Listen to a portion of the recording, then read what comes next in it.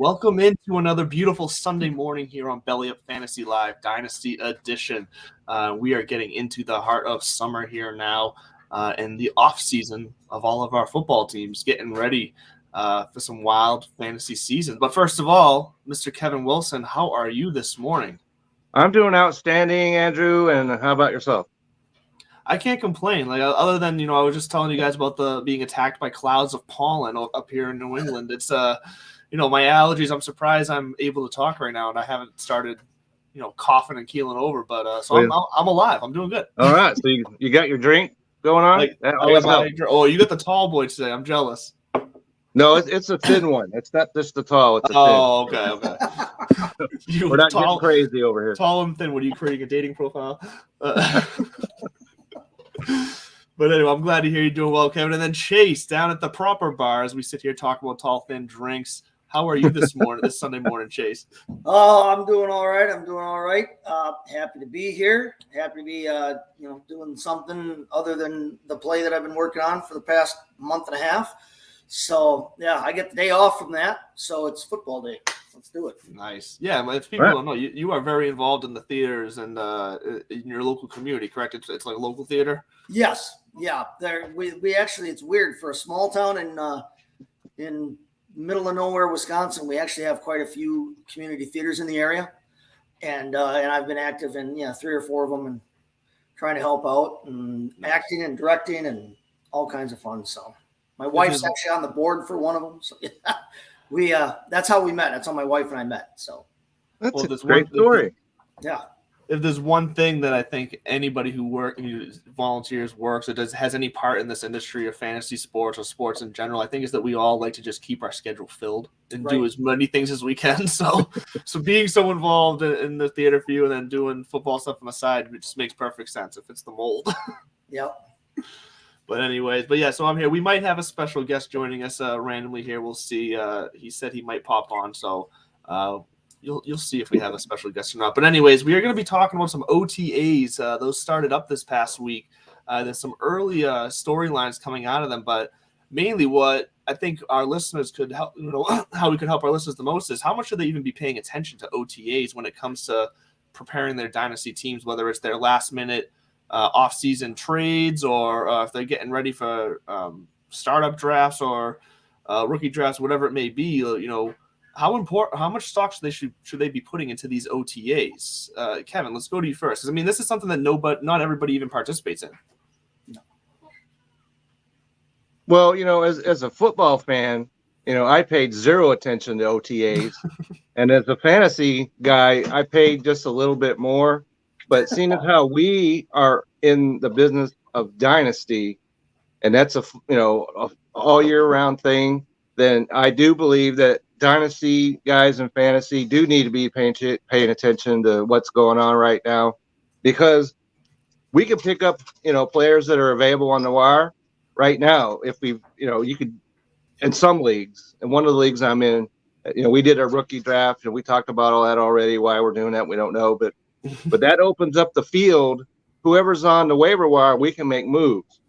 And at the bottom of your roster, they're all imminently replaceable. So if you see somebody that's doing well right now, and the other guy that you have is injured, or maybe he's not even there, or he's not playing well, whatever the case is, you just make that swap out, and you're the better for it. So if you're in dynasty, then you definitely need to be paying attention to what's going on right now.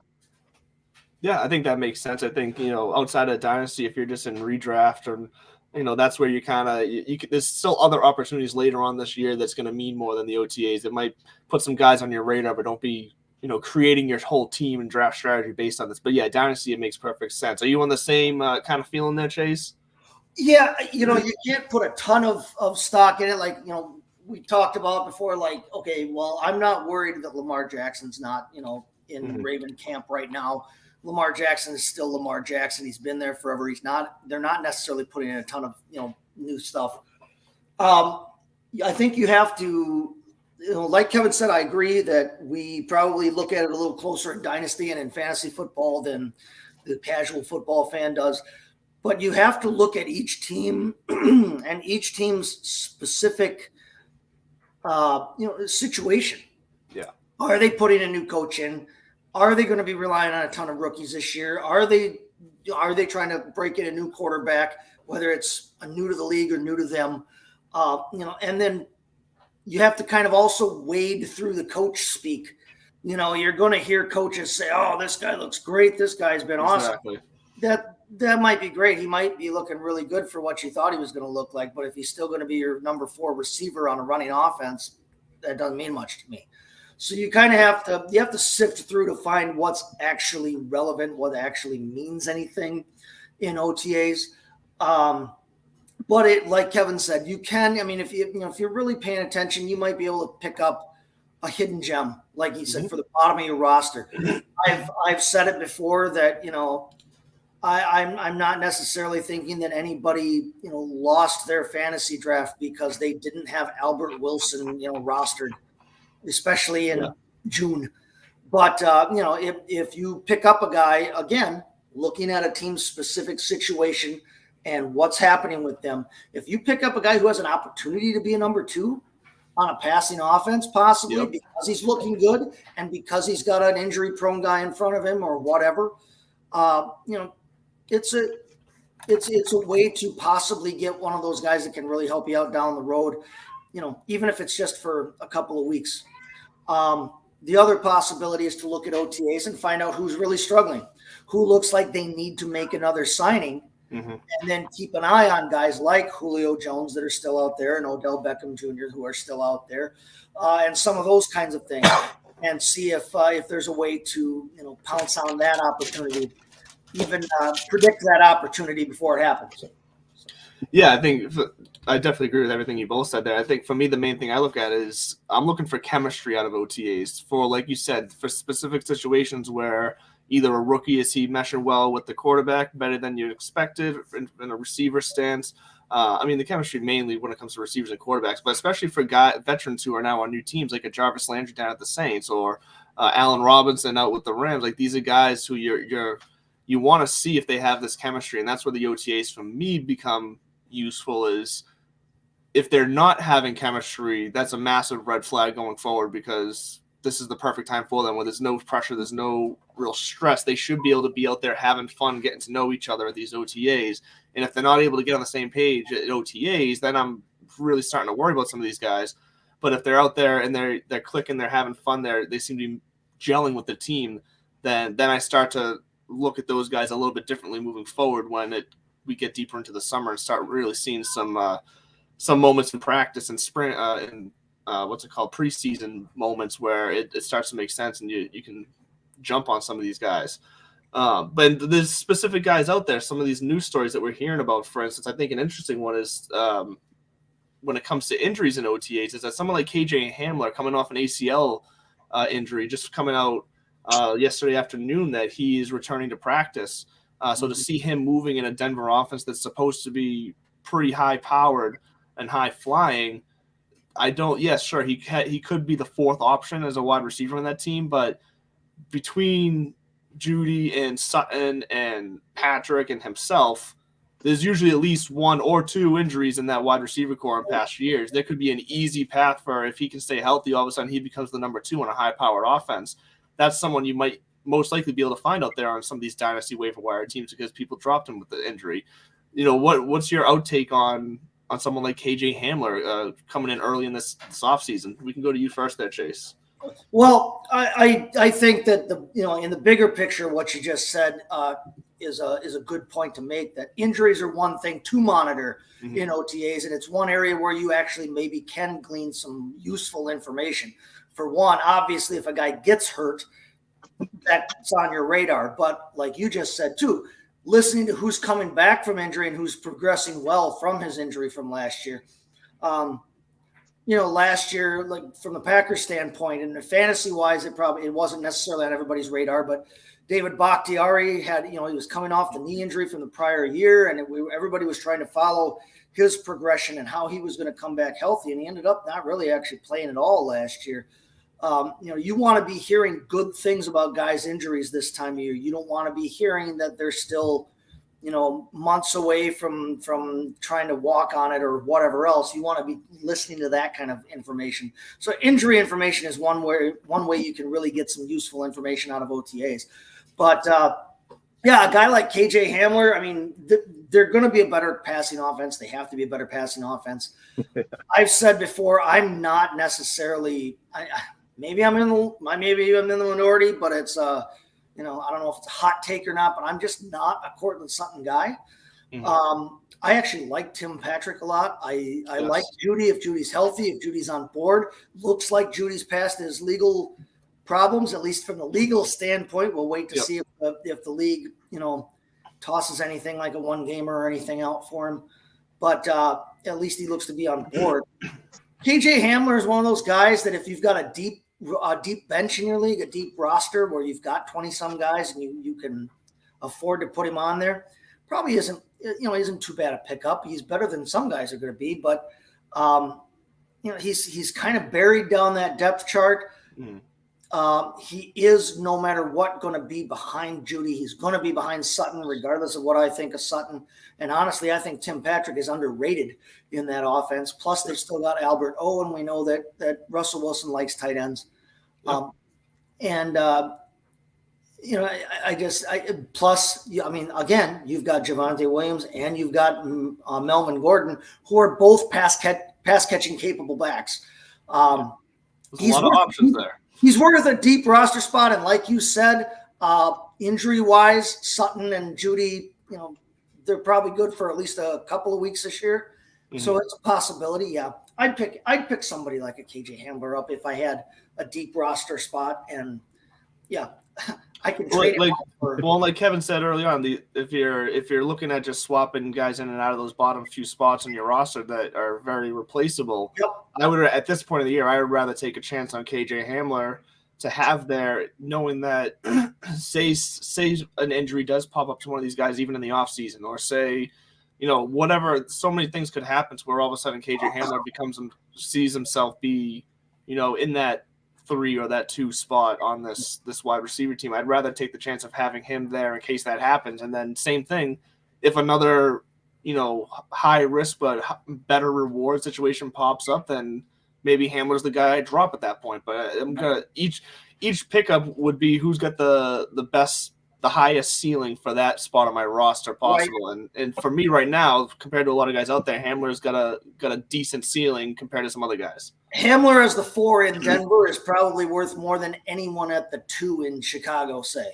You know what I mean? It's very possible, yeah. To be honest with you, for a season long. And in a best ball type format, if you're in a best ball type format, it's a great end of the draft.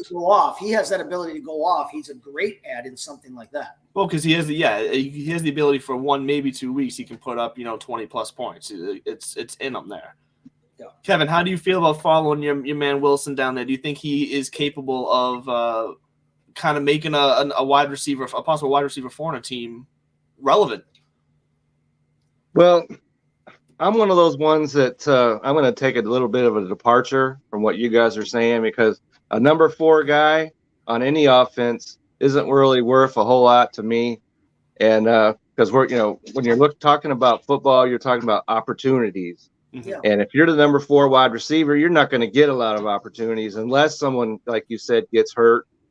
So, if, like you said, if have some room at the bottom of your roster, you might want to make a move.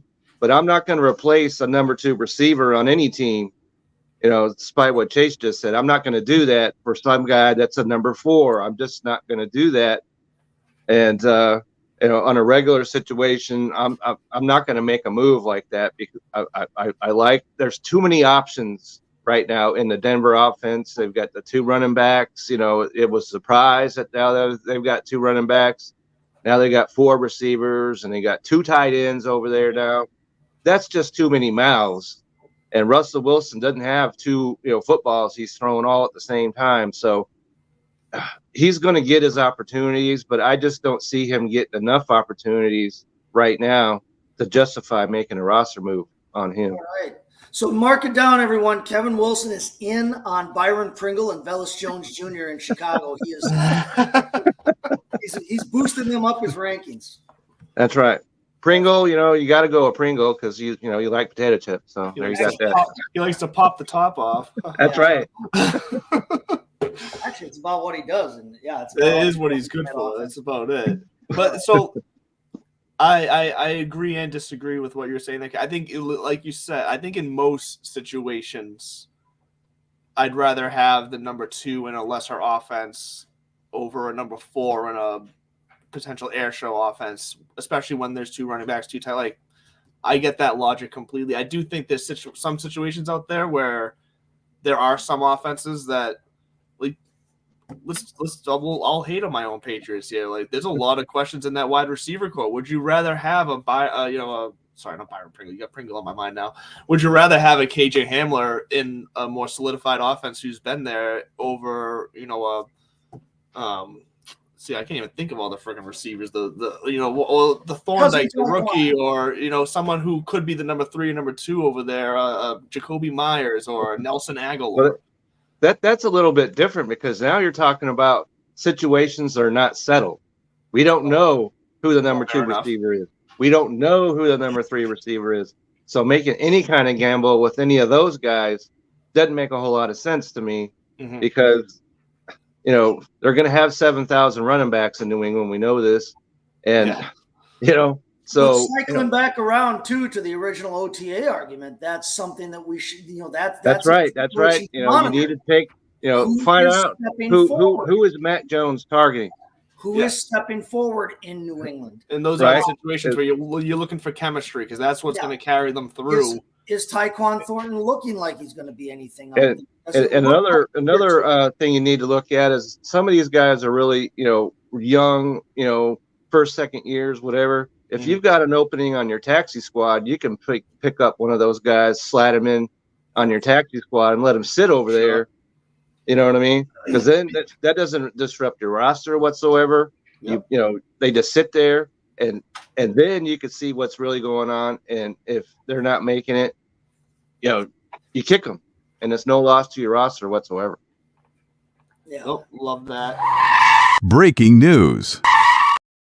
Breaking news, Kevin Wilson, he is playing chess while the rest of us are playing checkers. Taxi squad. He throws out the taxi squad. Awesome. I had to learn on the fly because taxi squad, who cares about a taxi squad? But you have them in Dynasty. Yeah. I don't know if you've got them in other leagues or not. Any other fantasy football leagues I've played in don't have that option. Because, if you're in redraft, it's not a season-long thing anyway. So, but you have that in Dynasty. It's there. If you've got the openings, you can make a move. Like I said, your roster stays the same, and it doesn't cause any ripples whatsoever. Well, and I agree with that point that you made earlier about the bottom of your roster and churning the bottom of your roster. I mean, I don't care if it's redraft, if it's keeper, dynasty, what. That's just that's something I'm always doing. I'm always one of those guys that at the end of the year, when you look at the standings and it says, moves, roster moves.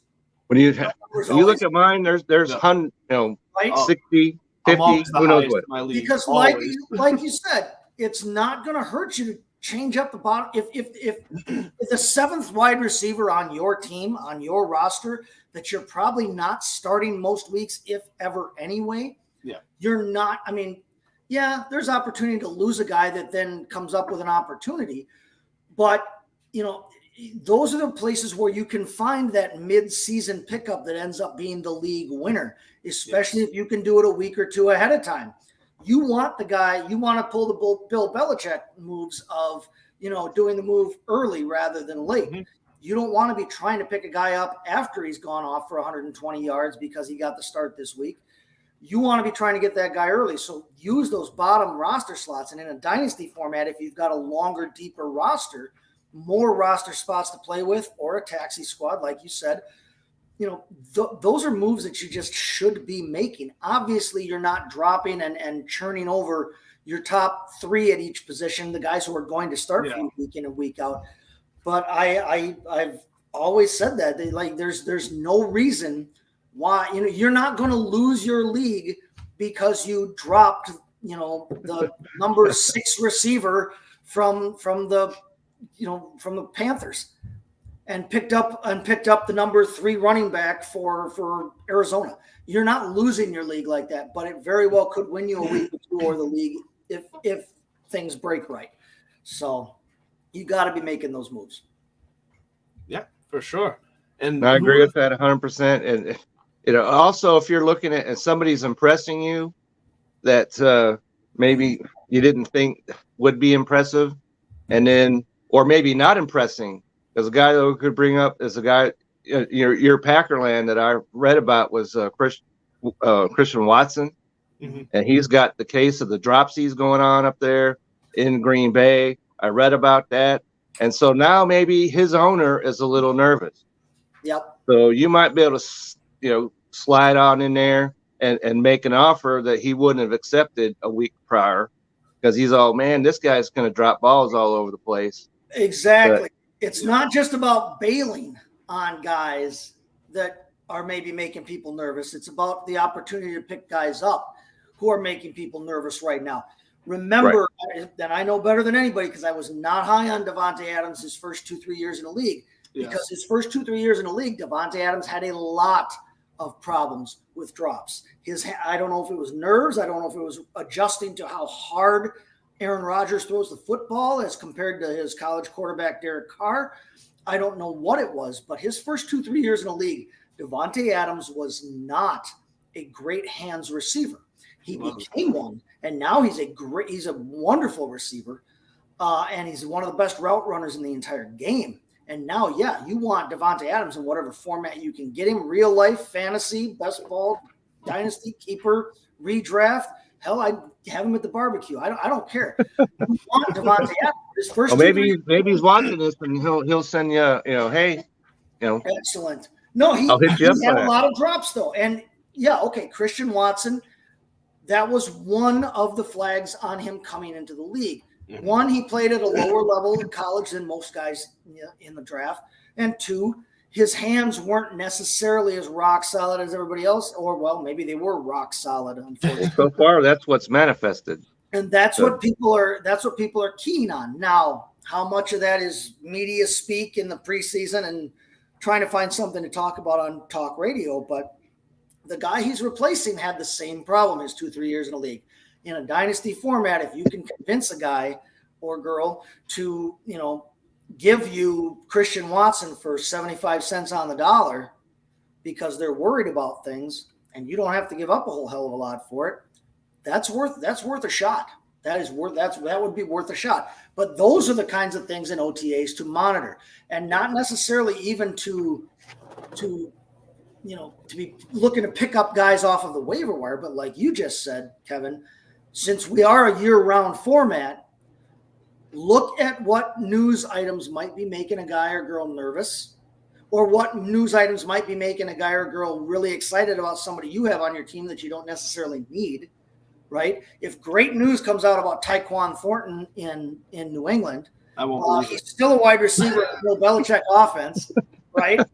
And if I've drafted him and I don't need him because I've got a top 3 receivers set, maybe I can pick something up to help me somewhere else, because there's a lot of great news on Tyquan Thornton, and I'm not as high on him. Well, you're making a great point about, both of you are making great points about following the news, and it's also a place to be cautious about, because we're talking from the standpoint of being the person trying to take advantage and make a move. Here's the thing. A lot of these news articles, a lot of these writers at this time of the year, they have a job to do. They need to make stories. They need to get views. They need to get reads, clicks, whatever. And you need to get clicks, that's for sure. We know how that works. In this period of time in the football season, there's not always a ton to talk about. So you gotta, I pray, do not be making moves on your football team, your fantasy teams, based off of headlines. Click the story, read the story, and I guarantee you, like 80% of these headlines that are going to be out at this time of the year, you read through that story, you're going to realize, there's not much here. There's nothing, like I don't have to worry. But the headlines, they're looking for those clicks because they don't have. Look, in football season, when we're in the gritty, each week of the football season, there's so many stories. They have to almost fight over which ones they do write about and which ones they leave out. this time of year, they're looking for anything they can get. So you gotta don't overreact. Let's be smart. Right, let's read, right. and let's not let Kevin pick our pockets. Well, like you just said, we're looking to take advantage of other people, but other people who are paying attention. If you're in a good league, quality league, and you know the people in your league, they should be looking to do the same thing. So if you get approached about something, you know, the obverse of trying to take advantage of somebody is trying to not be taken advantage of yourself. If you get approached with a move, like you just said, oh, hey, do the research, make sure that you understand the move you're being approached with before you click yes or no. You know, understand what you're being asked to give up or acquire and why. You know, why is somebody jumping on me in the middle of June with a trade, request? Unless there's a legitimate way to help both teams. You know, not everybody subscribes to that. Not everybody subscribes to the both people should win in a trade kind of thing. No. I've been involved in fantasy and all sports, and that is certainly not the case. There are people that are looking to win the trade, and you have to know who those people are. Yep. And if you know that and you get a trade request from that person, I'm going to almost automatically say no. Right. I know what's up. You're trying to, you're trying to, snatch the rug out from underneath me, and don't let that happen. It's a topic for a future show, but it does happen. It does happen. It happens in every sport there is. Fantasy sport there is. So be aware, like you said, Chase, of the guys in your league. And because that will become pretty apparent, I'd say, pretty fast of the people that are in your league that will try and win. I'm not saying that you shouldn't try and win the trade because you want to get the best thing for yourself. But, don't be offering some 15th round guy, and you want to go over here and pick up somebody like Saquon Barkley. His name just popped into my head too. Great minds, dude.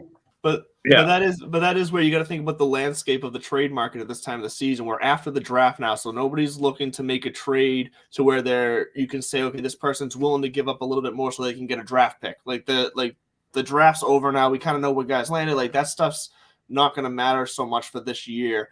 So I feel like there's two types of trades that happen at this time of year right now, and it's that you're either getting someone's trying to take advantage or you're overreacting and you're trying to dump someone you shouldn't be dumping. Like those are the two trades you see this type of year, and you don't really want to be there. Like you said, there's no both teams win in any scenario of trade at this point of the season. You're most likely taking advantage or being taken advantage of.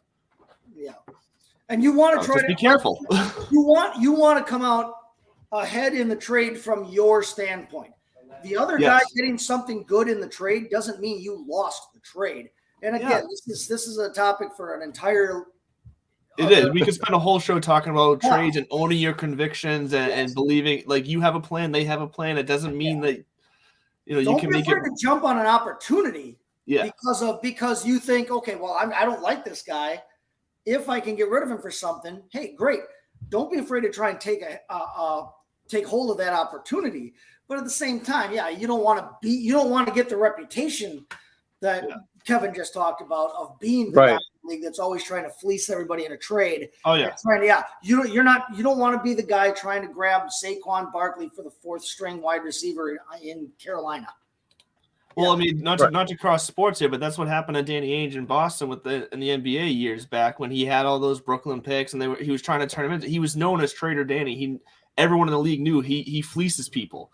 And they didn't want trouble meeting there. Yeah, so nobody wanted to talk to him. Nobody wanted to accept his offer unless they felt like they were definitely winning the trade. And of course, he's not going to say yes. So it's the same thing here. You get that reputation. Look, I've been there where I get that reputation in the league because I like to send a lot of trade offers.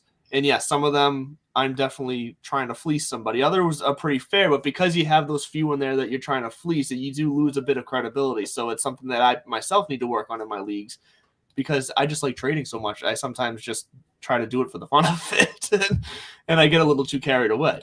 Yeah, I've seen that so many times where you get a trade offer, you reject it, and then that person immediately takes that person that you rejected, and he's on the waiver now. You see that a lot of times. You didn't want him anyway. Great, I'll take it now. now that he's Right. free, And now that I can one of the other decide- things that we're talking about trades is sometimes you don't be so concerned about winning the trade. Sometimes you can get less coming back if it's what you need, Yes. Right. and it helps your team, but you're giving more, but it's helping your team, and either the short or long runs. Yeah, And so because I've done that before, where I've traded, man, especially if you're in a 2-quarterback league, I've done it where, oh crap, I only got 2 quarterbacks. It's bye week. What do I do now? Sure. And there was somebody else that had a quarterback that had too many. So I made an offer. I knew I was giving him more than I was getting, but I needed that guy Exactly. to continue playing well. So in that case, I gave up more. I knew I was giving up more. The guy said yes. I was happy, even though I gave up more, and just I continued on from there. So 2 things. First off, Doc, make a note of that we got to talk about that on a future program. The Yes. draft strategy in a dynasty league and how to be successful trading in a dynasty league. Yep. 2, how to change your laundry or answer your door. Well, this is a perfect. So what's going to happen now? Because the laundry is done, it is going to keep beeping until I go over and open the door. So this is a perfect time. Wow. This is a perfect time for our Kevin. We've been here before. You've been on the show and this has happened before. So we're gonna avoid this going on for the next. We got to do what we got to do. That's we all are there going is to to it. jump to our Manscaped ad here. It's a perfect time lining up with our commercial break. So stay tuned here. We got some words from Manscaped for our summertime Manscaped balls inside. and our joy and comfort here. So stay tuned. We'll be right back after this break. Sweaty Sack summer is approaching, and it's time for you to prioritize the comfort of your crotch. That's why the kings of crotch comfort, Manscaped, have spent 2 years designing the most comfortable boxer briefs out there. I've had the honor of testing out these new boxers, and I can say it's the softest fabric of any underwear. So breathable that it's like gills for your groin. They even trademark the jewel pouch, so you know it's serious. I think it's time you invest in your family jewels, so let your bulge breathe and get 20% off and free shipping when you use the promo code BELLYUPFANTASY at manscaped.com. Let's say you're on a date and your partner catches that Manscaped on the waistband of your underwear. It's almost guaranteed to raise some eyebrows and act like a billboard on the highway to Pleasure Town. This is thanks to the Lawnmower 4.0, the best electric trimmer for below-the-waist grooming. This trimmer offers skin-safe technology designed to trim hair on loose skin. Outside of just ball trimming, they're now focusing their efforts on helping out your thigh slappers in other ways with game-changing boxers. These boxer features include the Jewel Pouch, a pouch designed to cradle your boys in their own special space, lined with perforated performance fabric, and keep them well ventilated. Basically, just imagine your balls sipping pina coladas, chilling on a hammock on some tropical beach. Get 20% off and free shipping when you use the promo code BELLYUPFANTASY at manscaped.com. One more time. That's promo code BELLYUPFANTASY to get 20% off and free shipping. Once the Boxers 2.0 touch your sack, you'll never go back. Sweaty. I have it cut off there. It's caught me, surprised me. I have one question after that though. I want to know, where's the on-ramp to the highway to Pleasure Town? Yeah, I keep running into the off-ramp, so it would be nice to know. It'd be nice to know where the on-ramp is for that. Those are getting better every week. They're getting ramped up. They are. And for those who out there who are curious, I did just receive a nice package from Manscaped. I went out and got some stuff from them. Look, don't give me the quotes when I say my package. Got a package there. Nice package. But for real though, so what I did not expect to get in that package, which was a little bit of a surprise, was they have boxers in there as well. They got some briefs, and let me tell you, these things are comfortable. They are silky yet supportive, and whatever you want, they're tight. It's just nice. They're nice and comfortable. I love them. So definitely check those out, Manscaped. There you go. Not Our just a best spokesman, I'm also a client. So there you have it. Exactly. One of our best and favorite sponsors here on all of our Belly Up stations, but specifically here, Yes. Belly Up Fantasy Live. So, hey, I don't know about you guys, but I am shocked we spent so much time talking about a conversation started with KJ Hamler. So that is fantastic, because I think we could probably spend the rest of the time here, we'll see if it happens, talking about someone who is in a situation that is a bit more I guess, in the spotlight and more possibly impactful here is Jarvis Landry down at the Saints. I So thought this you is were going to move on to Zach Moss. no, you know what? I wasn't even going to get to Zach Moss. That's I can let you probably a bring him up. fortunate thing. Yeah, but Jarvis. What's interesting about Jarvis Landry and the Saints in general right now is that it's almost as if that we're going to see a completely different offense than we did last year, because it's pretty much known that Jameis Winston is going to be, at least to start the season, the guy there. And we've added Jarvis Landry into that mix. We've added Olave into that mix, and we've added Michael Thomas coming back into this mix. So this offense is going to look a lot different than it looked last year. Mainly right there, your top 3 receivers are going to look completely different. So the fact that we are getting early reports out of OTAs that Jarvis Landry is dominating touches to a point that Kevin brought up earlier that, a lot of times this is coach speak. They're just trying to either, one, use the public media to hype up the player himself, or 2, just to hype up the team, or they're just using it as a way to get some attention or to tell their fan base even to, like, let's calm down, relax, we're doing okay down here. What I find interesting about the Jarvis Landry comments, though, is that specifically they said what is really being noticed in practice, and this doesn't surprise me as far as from a Jarvis Landry standpoint, is that his physicality and his attitude towards things in the offense. And those are 2 massive things that I think that could carry him into being, a top 10, 15 receiver this year, and what could be a high risk, high reward offense. Is that he's a veteran who's always played tough. He almost plays with that old school style where he's going to put his body in the line. He's going to go out there and fight for balls, and he's going to leave it on the field every single game. And I love that about Jarvis Landry. But the fact that he's also got that attitude where he's buying into the offense from what it sounds like early on here, and that he's supporting his teammates, this could be a perfect situation to where we can probably get Jarvis Landry on the cheap still right now, because people are so unsure. Like, not as cheap as some other guys, but for Jarvis Landry type value, we might still be able to get him lower. So are we reading too much into, or am I reading too much into these OTA comments about Jarvis Landry? How do you feel about him? Do these change the way you feel about him going forward? Are you still where you were before OTAs? And we'll start with Kevin this time. Well, the biggest that you mentioned when it comes to Jarvis Landry, that's most important to me, is you mentioned the attitude.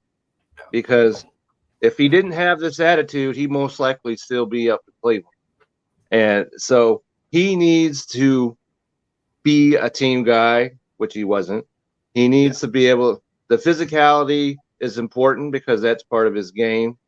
And so – I really have a hard time buying into Jarvis Landry. I don't trust him, especially coming off of last year. And so if his attitude is different, that's important to know. And that could win me over just a little bit when it comes to Jarvis Landry, because I'm one of the last guys that would be on his bandwagon. Because we've talked about him before, and I said, well, Jarvis Landry's not riding in to save anybody's fantasy season. But if he's playing with an attitude and it's the right attitude, that could turn things around completely.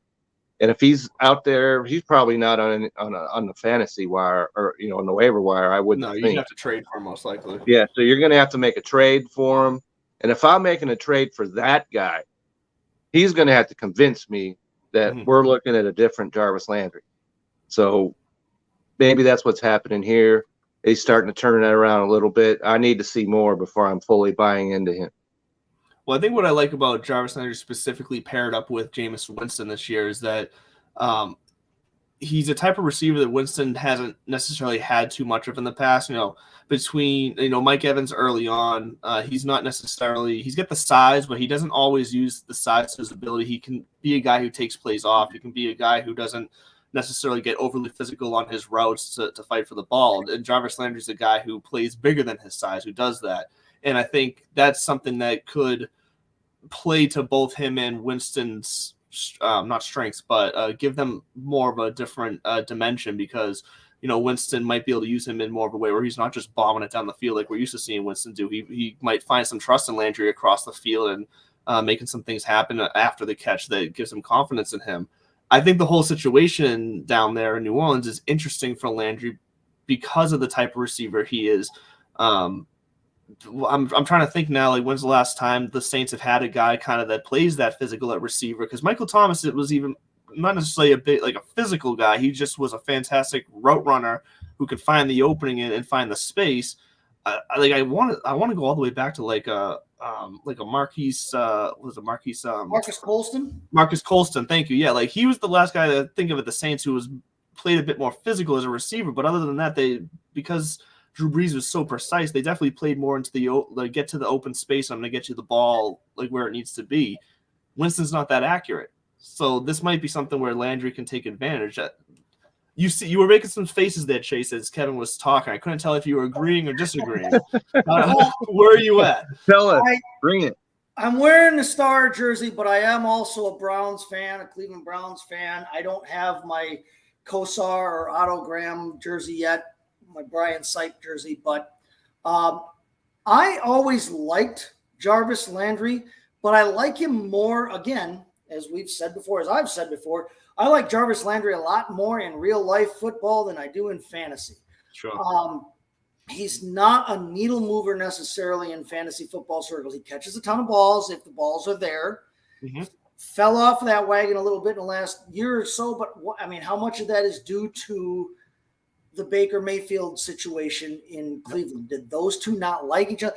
We've learned that Baker and Odell did not get along real great, did not have a great relationship. We know that Jarvis and Odell are close, very close. How much did that play into things? I think Jarvis is one of those guys who's a team leader in the locker room, but we see him from outside as not necessarily wanting to commit to the Browns organization. And I think I will agree with you in that sense, Kevin. And when you said he's not necessarily a team guy, I think Jarvis is all about the guys in the locker room. I don't necessarily think Jarvis is all about the front office and the organization that he plays for. I think that in the situation he's in, he's going to do whatever he can to lead and play hard for the guys who are in the locker room with him, in his receiver room with him. But again, yeah, he's not going to stay in a terrible situation just to help out the Browns because he's under contract to him. He is, I think, a great compliment in New Orleans if Michael Thomas comes back and can't guard Mike. If Michael Thomas can still be what Michael Thomas was, then having a Michael Thomas can be your big hitter. Yep. Jarvis Landry is your move the chains guy. And we haven't even talked about the fact that they've still got Chris Olave. Okay. And who's also supposed to be a big hitter. Exactly. We don't know what he'll be able to add to that. We know that Jameis Winston can throw the football for literally miles and miles because he has done it before. And with a deep receiver core like the Saints appear to have right now, that could be a great situation down there. I like Jarvis Landry's fit in that offense. I don't necessarily know that I'm high on him from a fantasy standpoint because I've never necessarily been high on him from a fantasy standpoint in terms of wanting him as one of my top 2 or 3 options. He's better in a PPR format. Yes. Especially in an offense like this where they are going to throw the ball. We don't necessarily know yet how Alvin Kamara's situation is going to shake out. Mm-hmm. If Kamara is healthy and available, legally and otherwise, if he's available, he will take some targets. However, Jameis Winston isn't necessarily the dump down type. Okay, he's going to take shots down the field. That's why he throws 40 touchdowns and 40 interceptions in a year. Yes, it is. Right? So I'm a lot higher on Jarvis Landry's fit in that offense from the standpoint of a real life, how it's going to affect and how it's going to benefit the New Orleans Saints, not necessarily how it's going to affect and benefit my fantasy roster. But I definitely think that it's a great fit for him.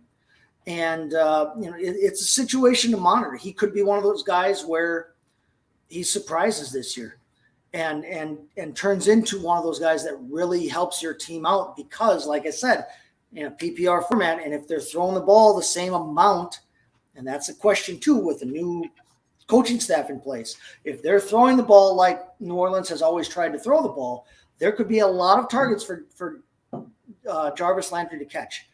And he has shown an ability to be that high volume, not necessarily high yardage, but high volume catch guy.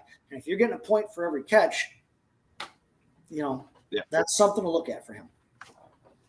Yep, I definitely feel that when it comes to Landry. So that's why I think that's one of the more interesting offensive situations to look at throughout this offseason. And the one last topic I kind of want to get to here before we sign off for the morning is another offense that I know we're going to jump to one last thing. I want another offense that I think is going to fly under some people's radars, not necessarily to be good, but something that more people should be watching how it shapes out for fantasy purposes in this offseason. That's the New York Giants offense. I was hoping you were going there. Yep. Yes, because there's two big stories here that I think are very interesting. One, Saquon Barkley, once again, this could be coach talk, but it's being put out there that he could be more involved in the receiving game, which I don't think obviously is a bad thing for him. I think it's a good thing for Daniel Jones as well and the offense as a whole, if that is the case, if he's healthy enough to do it as well. What I also find very interesting is that Sterling Shepard seems to be back to healthy. He's not full out running routes, but he's moving again. He's out there running on that Achilles. And if he can be ready for your preseason and for the regular season, that's a receiving core that I think between him, Tony, and Galladay, any one of them can emerge as the number one receiver for that New York Giants offense. We saw last year Galladay didn't really become what he was. You can blame it on the coach. You can blame it on Daniel Jones. The whole team situation is if you want. But he still had, let's be honest, he has the pedigree and the athleticism to still be a number one receiver if it turns out that way. I don't necessarily believe that Tony, who's listed as the number one receiver, is a number one receiver. We'll see how that shapes out. And we've seen Sterling Shepard be the number one receiver there before, or at least be a very strong number two. So it's something where there could be some fantasy value there if people were to even have dropped Sterling Shepard because of the injury and because of the New York Giants offense. You might be able to go out there and take a chance on him right now. With both of those topics, we're going to go kind of wide range here between Barkley and Shepard. Kevin, how are we feeling about the New York Giants offense here from these two standpoints? Well, the receiver for the Giants that I'm most interested in the OTAs is rookie Wendell. How do you pronounce it? Wendell Robinson. Yeah. Wendell Robinson. Yeah. Okay, so because I was reading that he and Daniel Jones were developing some good chemistry over there, and so he looks like a guy who potentially could be the number one or two receiver, depending on what's going on over with. I'm certainly not going to get excited about Sterling Shepard, because he's never had one of those. I've bought into him before, and he gives you 60 catches at most, and so that's not a guy that I'm going to get too excited about. Wendell Robinson, if he's sitting out there, probably isn't, but he's a rookie. If you can get him and put him on your fantasy, your taxi squad, something you can look at. And as far as Barkley's concerned, he needs to be involved in the Giants passing game because he had 91 catches as a rookie and hasn't come close to that since. Of course, we're talking about injuries and whatever else. But if we're talking about them playing him as a wide receiver, as we talked about Dalvin Cook a few weeks ago, then that changes the dynamic altogether. If they can put him out wide, because that's what I read, that they were putting him out wide, they're playing him all over the place, and that can only help his fantasy value as long as he stays healthy. So if you've got Barkley, then this is good news for you if you're a dynasty owner of him, I think. Yeah, we talked about that a couple weeks ago, how, I took the stance where I'm not, if he can stay healthy, it's great for him, but I'm also was a little bit hesitant and worried that the more involvement in different parts of the field might lead to, just another injury. It's because it puts him at risk. So it's definitely something to consider, but I think over the last few weeks, the way we're seeing some things shape out, it definitely could be something that is worth the risk at this point. If he's going to be more involved in that way.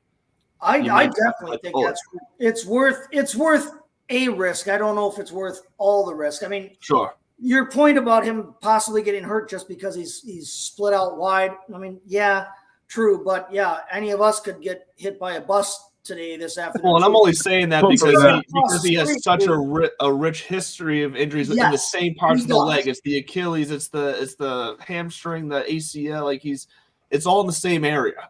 Saquon Right. Barkley is one of the few talents in the league who can pull off the Christian McCaffrey type role of And that's his value in fantasy, is his ability to catch the ball. If he can't do that, then he's not even worth having on your roster. True. Yep. But Saquon Barkley is one of the few guys in the league who can approach that CMC type of usage where he can be just as effective catching the ball, maybe split out wide or whether it's out of the backfield or whatever, as he is in the backfield running the football and getting handoffs. 91 catches his rookie season. In years that he has been healthy, let's even back up before that. First off, if he's healthy, if everybody is healthy and everything is level, Saquon Barkley is the most talented offensive football player on your football team in New York. That is that is not a question. Yeah, anybody wants to debate that needs to shut off their, just shut us off right now. If he is healthy, he is hands down the top offensive player on your team. Now, secondly, in years that he has been healthy, and if both of them are healthy, Saquon Barkley and Sterling Shepard are your top two receivers on that team. Yes. Forget everybody else and all the other people, like Golden Tate and everybody else that they've had. If they are both healthy, Sterling Shepard and Saquon Barkley are your top two receiving players on that team. Well, the years that Shepard has been healthy, he's been a borderline, as we call targeted reception monster. Like, those guys who were just going to be getting those, 12 looks a game, catching 8 or 9 of them and whatnot. So what do we make of this news that they're thinking of splitting Saquon out wide and doing all these things with him? On the one hand, he needs that stuff to make the full use of his abilities. And that's a great thing. If you've got Saquon Barkley or if you think you can get him, that's a great thing. Yes, he might get hurt, but like I said, any of us could step off the curb wrong tomorrow and blow our ankle out, all right? But the other thing to think about, though, is great. So they're thinking about throwing him the football. They have thrown him the football in the past. This isn't a change necessarily. This is not a change of how they use him. Yeah. It's how they should be and have used him in the past. Right. Before this last coaching regime showed up, they threw him the football. So yes, it's all about Saquon Barkley, and it sounds like an obvious thing to say, but Saquon Barkley's worth is not greater because of this news necessarily, or worse because of this news. Saquon Barkley's worth is going to be in his health. Can the man stay on the field? And they don't have any disincentive to use him volume-wise or anything else. Like we said, he's the best player on their offensive team. They have him for this year. They have not extended his contract. He is playing in a contract year. He has incentive to try and do as much as he can this year. So they should take advantage of that. Right. Saquon Barkley's worth is not greater or worse because of this news. His worth is all about and completely tied, more than almost any other player in football. His worth is completely tied to his health, because if he is healthy for even 3/4 of this season, he is a top running back. He's a top scoring player, period, in fantasy football.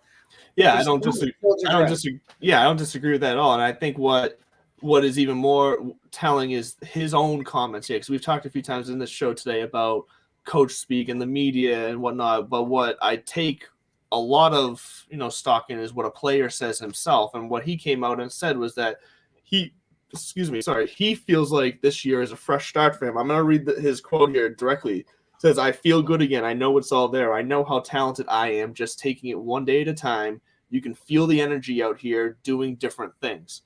That sounds like a guy to me who, for the first time in probably 3-4 years, actually feels healthy, feels like himself, and feels whole again. And it also just sounds like he's out there enjoying himself. It sounds like he is excited for the season, even though he's arguably on a team who could very well suck again. And it sometimes takes a lot for these guys to get up in the morning and realize, look, I'm in a bad situation. If it's all going to fall on me, you get hit 15 times in a game and the score is 30-7. That could have anybody. So what I'm seeing there is I'm seeing a guy who's mentally kind of maybe you can say he's mentally matured to the point where he can look at his current situation and say, I am in control of this. Especially like you said, this year, it being a contract year, I think he's realizing this year could be the step for me in the future, that I need to be the full NFL running back that I've dreamt of being. And when you have a guy out there on those fields with that type of determination, that type of motivation, especially with his talent level, that's a dangerous, combination of viewpoints and mentality and physicality. Like he could be if he stays healthy, he could be a very dangerous player this year. He's reaching that age threshold where he is either going to fall off the Le'Veon Bell cliff, or become Adrian Peterson. I agree. This is his make or break season right here. It really is. So, that, if he gets injured again, just it's probably done. Not done for him, but he's not going to carry the same. It's all done if he doesn't play well this year. Yeah. So that's. I think we've come full circle on Saquon. He's been a topic of the show quite a bit. And I think I've started to change my viewpoint because, like I said before, I wasn't too excited about him, but I think a big part of me changing is hearing his quotes exactly. I like what I'm hearing of where he is mentally, and it's going to play a big role this year because he's got a big challenge, like you said, a big challenge ahead of him this year. This is going to be the year that could make or break the future of his career. To circle back around to Sterling Shepard. Sterling Shepard is who Sterling Shepard is at this point, and he may be a receiver on the Giants. But I'm not excited. Doesn't help. It doesn't help his case. I'm not excited about him at all. No, does not help his case. Whatever. He's rosterable. Sure. As a chance. I don't want to have to count on him in any way, shape, or form. Yeah, let's be clear. He's rosterable as a chance, but he's not rosterable as someone you're going to put in your lineup even half the weeks of the season. He's someone you put at the end of your roster and you hope that it turns out that he plays better than his expectations, and he is someone that you can use on bye weeks because then that's when he can be a difference maker for you. But he's not going to be a difference maker for you week in and week out. Yeah, I'm not angling for him in a best ball format even. No. At this point, I've said it with other dudes. I'll say it with him. He is what he is at this point. We know what Sterling Shepard is, and if you're it's not his first or second or even third year, so we know what he is by now. Yeah. Well, that's going to bring us here to the end of our show here, and as always, give everyone a chance to say what's going on. And Kevin's now got a full swing of the Belly Up Fantasy live baseball show. So, Kevin, how are things going for you with that? And where else? Do you have anything else going on that you want to let everyone know about? Well, as you mentioned, Andrew, the Belly Up Fantasy live baseball show is at 8 Eastern tonight. And also going on this week, the Belly Up family is having an NBA special event that's going on this week, which I will be a part of that. And hopefully it'll be 1-to-1 by the time we get over to discussing that. If the Celtics win today, and is it today or tomorrow? I can't remember. Tonight. I think it's today. At 8 o'clock. And go up 2-0. Okay, we may not have much to talk about if it's 2-0 Celtics. Let's go. Get your talking points ready. You're gonna have to make some stuff up then, Kevin. Yeah, maybe so. So, we're looking forward to that this week, and you can always find me on the Belly Up Fantasy website. I had 2 stories that I dropped this past week, so get over there, check those out. You could always check me out over there. Fantastic. And Chase, we'll get to the two of us real fast here. What do you got going on? Where can we find you? Obviously, find me at STT Chase FFB on Twitter. We passed 1,900 followers this morning. Joined the evolution, not the revolution, of Twitter. Come check me out there. Yeah, you can find me on bellyupfantasysports.com.